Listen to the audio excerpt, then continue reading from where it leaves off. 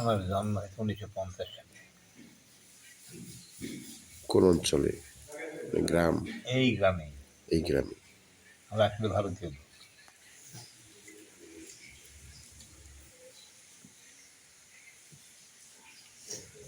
আর শিক্ষা জীবন? শিক্ষা জীবনটা এখানে। তারপর মুক্তিযুদ্ধের এখানে প্রাইমারি স্কুল, পাশে এই ডাকবাংলা বাজার হাই বাগবান স্কুলটা? President high school. ওখান থেকে পাস করার পরে তার পরবর্তী হলো মধ্যমথুরা পিপুলস কলেজ। জি। পিপুলস কলেজ ইন্টারমিডিয়েট করি। আর ইন্টারমিডিয়েট করার পিরিয়ড মুক্তিযুদ্ধ শুরু হয়ে গেল।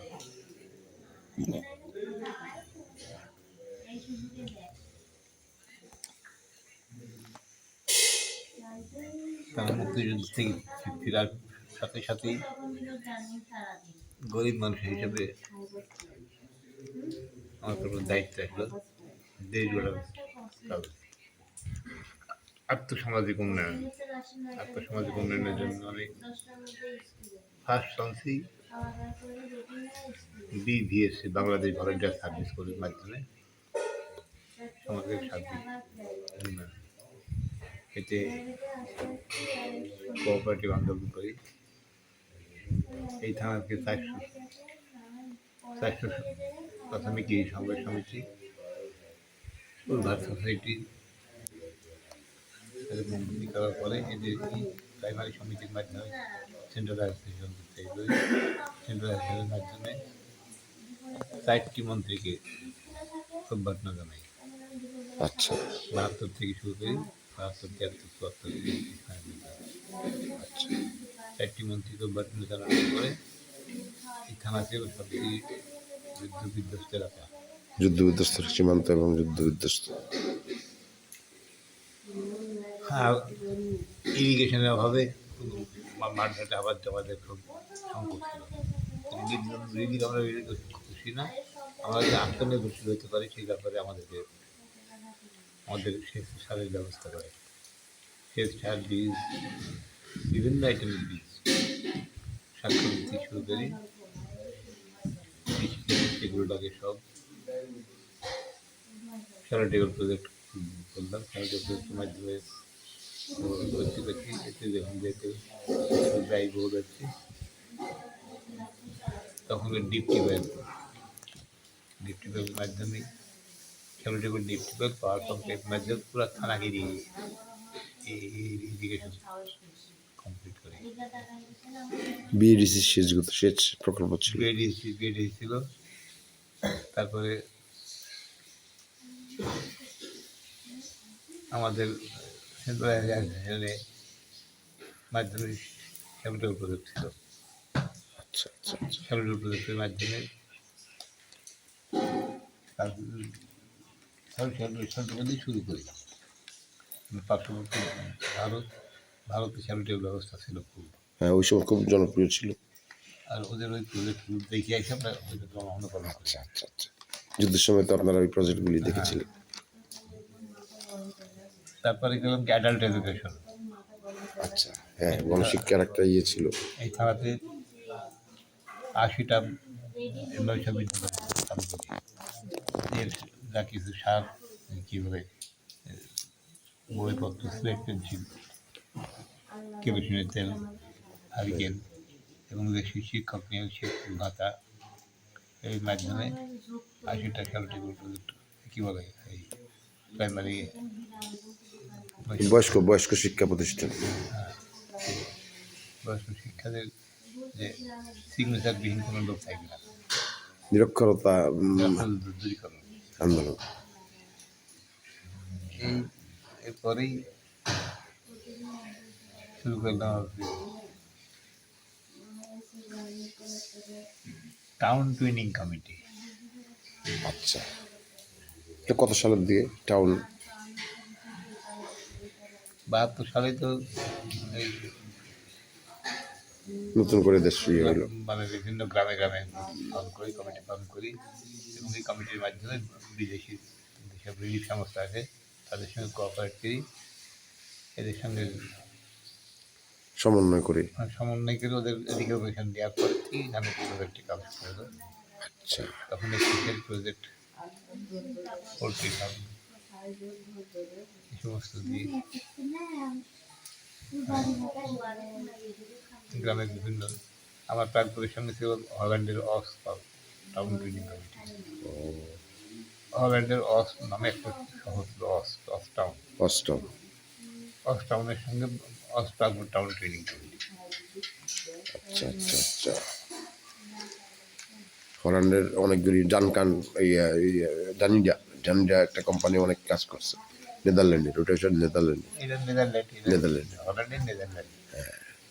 জানিডা কোম্পানি অনেক সোশ্যাল ওয়ার্ক করছে বাংলাদেশে একসময়। এটা খুব উন্নত জাতি। এইভাবেই যখন এটা সেন্ট্রালাইজেশন করি তখনই ওই মিনিস্টার ভিজিট দিলাম, তাদের মাধ্যমে এখানে বিআরডিপি বীজ, সেচ, হ্যাঁ সব রকম supporting. Programme IRDP, integrated rural development. জি জি জি। আইআরডিপি স্টার্ট করি, তারপরে গভর্নমেন্টের স্টাফ নিয়োগ হয়ে গেল, তখন প্রজেক্ট হতে তাহলে নতুন যে আমাদের যে আগের প্রাচীন কৃষিগুলি বদলে আধুনিক যে কৃষিগুলি, এটাতে তো আপনাদের অবদান, আপনাদের উদ্যোগে, আপনাদের এখানে। তো আমার মাধ্যমে। হ্যাঁ, নাহলে তো এটা তো এখনো পড়ে থাকতো এই সে আদিম। প্রথম কটন গ্রোয়ার সামিট, প্রথম ইরিগেশন তো ছিল না আগে, আপনারা এই প্রথম এটাকে উদ্যোগী হয়ে। তারপরে তামাক আসলে তামাকেও ফার্স্ট গ্রোয়ার সামিট, আমাকে দিয়ে ডেমোস্ট্রেশন ফার্ম গেড়ে বলছে এইগুলো তো মানে চাষিদেরকে উদ্বুদ্ধ করা। তারপরে 78 সালে আর তো বহুত করলাম, তো মানুষের কাছে সকলের কাছে জনপ্রিয় হওয়াটা কষ্ট হয় না। আমি চাকরি বাদ তাদের শ্রেণী ভেদ করলাম, যে যুদ্ধ করলাম আর কিছু করলাম, এত কিছু থানাটাকে স্টাবলিশ করার পরেও ইন জেনারেল মানুষের কাছে ভালো হইতে পারবে, তখন বাইশ আমি ফকির করেছি। সাধুর তবে আইসি যেখান থেকে হিংখানে শূন্য সমাজ, দেশ এই সমাজ। তখন আমি নাম ছিল নহির সাহেব। নহির সাহেব সাহেব, হ্যাঁ, মানে নহির সাহেব। আমি হ্যাঁ যত বাইরেকার রিলিফ সংস্থা আছে সব ওদের সঙ্গে আমি আমার সঙ্গে ওদের সঙ্গে সরান ভাত খাইছি, করসপন্ডেন্স করা এবং ওদের সাথে নিয়ে সব কিছু করা। এই করতে করতে শেষ পর্যন্ত আমাদের সাহেব নাম ডাকা রাখা যাবে, ফকির হবে নহির ফকির। নহির ফকির আমার 15 বছর সময় গেছে, 78 টু 93। আচ্ছা, এই সময়কাল পর্যন্ত 93 সালে এসে 78 সালে এসে আমি বাংলাদেশের দরবারে গেলাম, সেখান থেকে আমার বাসায় গিয়ে আমার গুরু নির্ণয় করলাম, তারপর বায়াত গ্রহণ করলাম 78 সালে। 78-এ 18 এপ্রিল। তো 78 সালে ওই গুরু আশ্রিত হওয়ার পরে গুরুর সামনে থেকে কাটালাম একাধিক ক্রমে 15 বছর। আচ্ছা ওই আচ্ছা।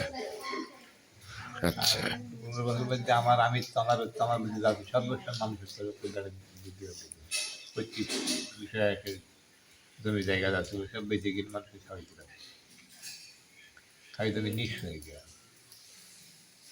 নিঃস্ব হয়ে এই যেখানে বাস করছি, যে ঘরে শুয়ে আছে সরকারি খাস দেয়, এই জায়গার উপরে এই এখানে প্রজেক্ট এখানে 11টা পুকুর করলাম, 11টা পুকুরের মাটি নিয়ে এসে এই আশ্রমটার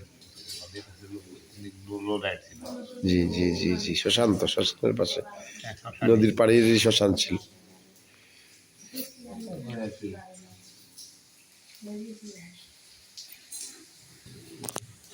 83 সাল থেকে 1983 সাল থেকে এখানে থাকি। আচ্ছা আচ্ছা। 78-এ নিলেন আপনি বায়াত হলেন, আর 83 থেকে মন স্থির করে 5 বছরের মধ্যে এখানে বসে গেলেন। এখন তখন তো কেউ ছিল না, একদম দুর্গম, মহাদুর্গম, একেবারে কেউ ছিল না, একদম বট গাছ দুটো দেখেই তো বোঝা যাচ্ছে বট গাছ দুটো আপনার হাতে লাগানো। আমার নিজে হাতে ওই রাস্তার বট গাছ, এই বট গাছ, সবগুলো বট গাছ, অসাধারণ বট গাছ হয়ে গেছে এখন। কর্মের মতো কর্মফল। যাই হোক, কত পাখি খাচ্ছে, কত রকম ইয়ে হচ্ছে, হ্যাঁ আশ্চর্য। আমি দাঁড়িয়ে দাঁড়িয়ে দেখি তো। এখানে পঞ্চবটি বন, এটা পঞ্চবটি বন, 5 প্রকারের বট, পাইকর, নেম, জগডুমর, মহুয়া, এই 5 প্রকারের গাছ দিয়ে পঞ্চবটি বন হয়। পঞ্চবটি, যেহেতু পাখির খাদ্য, পঞ্চবটি প্রধানত পাখির খাদ্য। পঞ্চবটি বন সৃষ্টি জায়গা, পঞ্চবটি বনে পাখির খাদ্য থাকে, পাখির সমাগম হয়। বট গাছে, জি জি জি, গাছে খাদ্য সব অনেক থাকে। সব পাখির খাদ্য, নিম গাছের সব পাখির খাদ্য, জগডুমারু পাখির খাদ্য, এই মহুয়া পাখির খাদ্য, এগুলো। আর এখানে আমি বরিশাল ন্যাশনাল নার্সারি থেকে 1 ট্রাক বিভিন্ন আইটেমের চারা আমদানি করি। ওইটা সম্পূর্ণ ফুলের বাগান ছিল, বিশাল বিশাল ফুলের বাগান, বিশাল ফুলের বাগান। বাগানের সাথে সাথে শাকসবজির আবাদ করতাম, বিভিন্ন আইটেম। আমি 43 প্রকারের বীজ আমেরিকান লিলি কোম্পানির থেকে আমদানি করি, মানুষের মধ্যে সব বিতরণ করেছি বিনা পয়সায়, ফ্রি অফ কস্ট। মানে ফলের বীজও, হ্যাঁ, হাইব্রিড ধরনের ও আধুনিক ধরনের সবজি বীজ, সবজির বীজ। বিভিন্ন।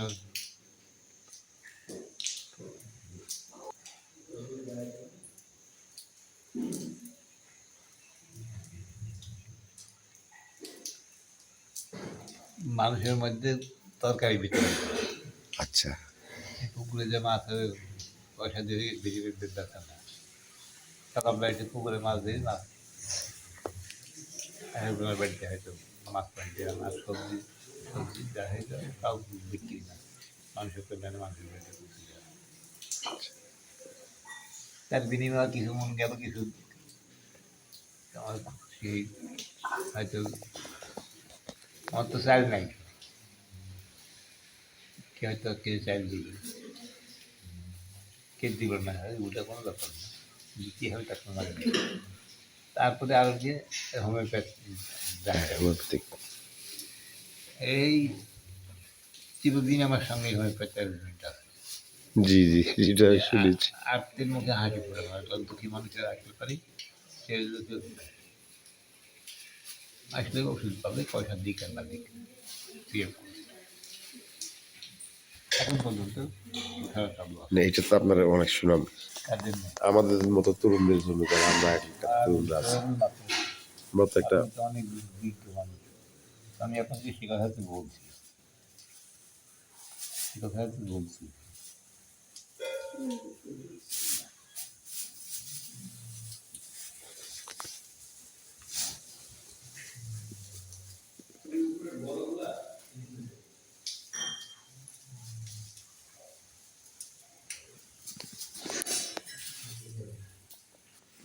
ভক্তি, প্রেম, সমর্পণ। প্রথমে ভক্তি, তারপরে আসবে প্রেম, তারপরে পরিপূর্ণ সমর্পণ।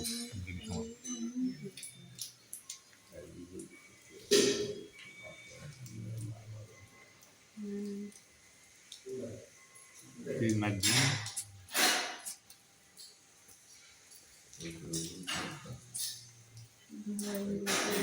দর্শন লালন সাহিত্য,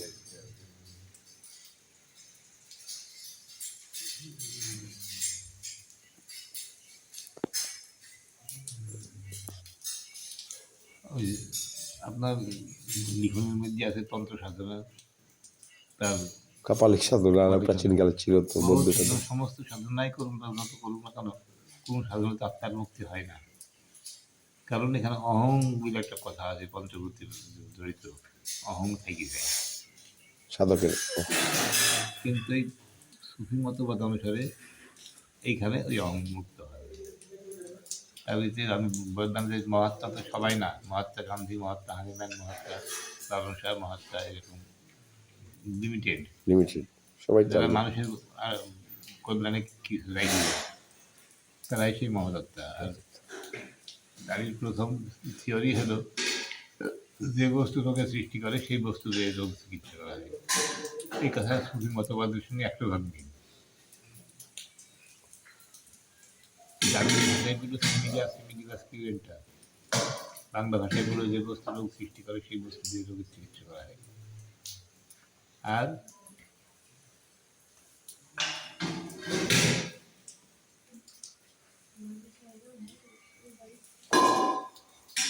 মতবাদের মধ্যে বলল যে মানার না খেয়েও খাওয়া দাওয়া করা যায়। এই বস্তু দুঃখ পেয়ে বস্তুকে চিনি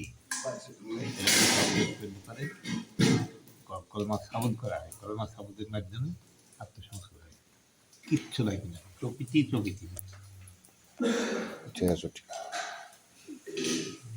এবং তার মধ্যে অহংকার মুক্ত হওয়া যাবে 100%।